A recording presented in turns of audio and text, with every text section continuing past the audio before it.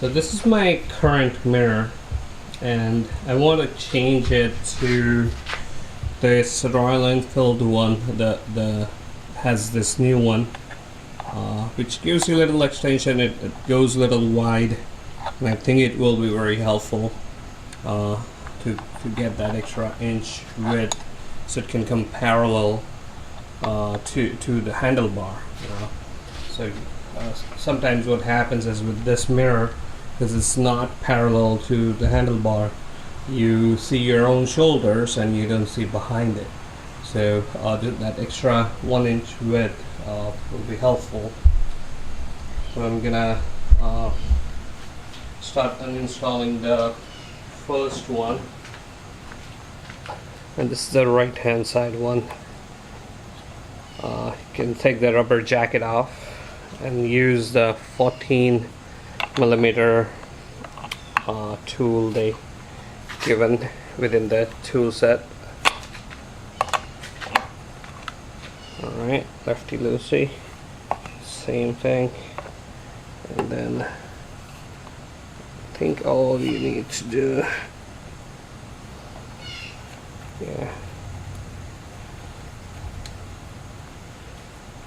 isn't it?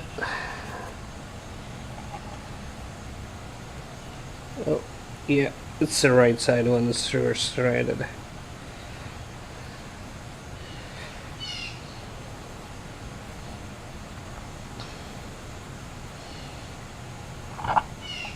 That's it. As simple as that.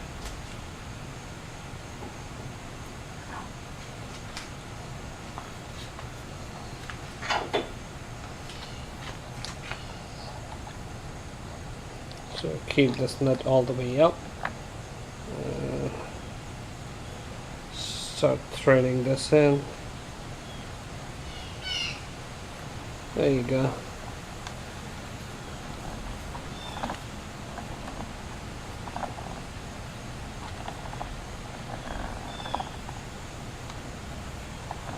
Pretty simple.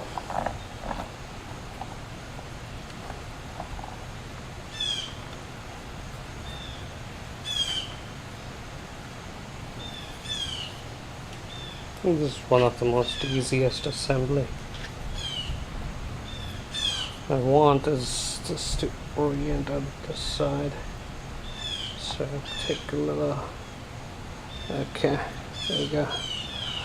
And the rest of the way, I'm gonna use a wrench to drill. So I'm keeping it in this orientation.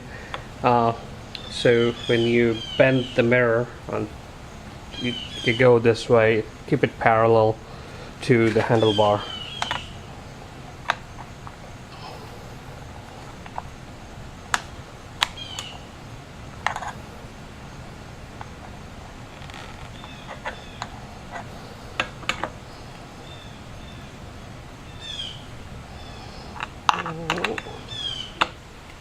It's not need to be overly tight, give it good tight. Alright.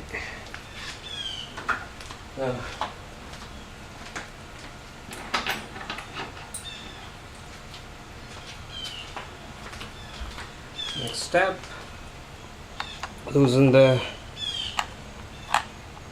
bolt here and adjust the mirror to a good tilt.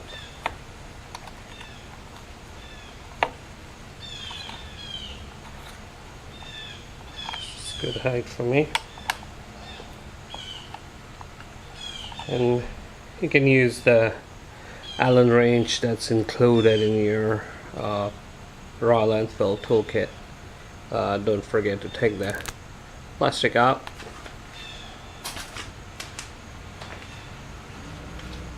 This is a good looking mirror. It even have the logo, you know, the mirror.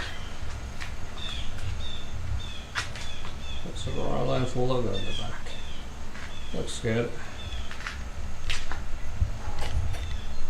It's much better than the older one, which is blank.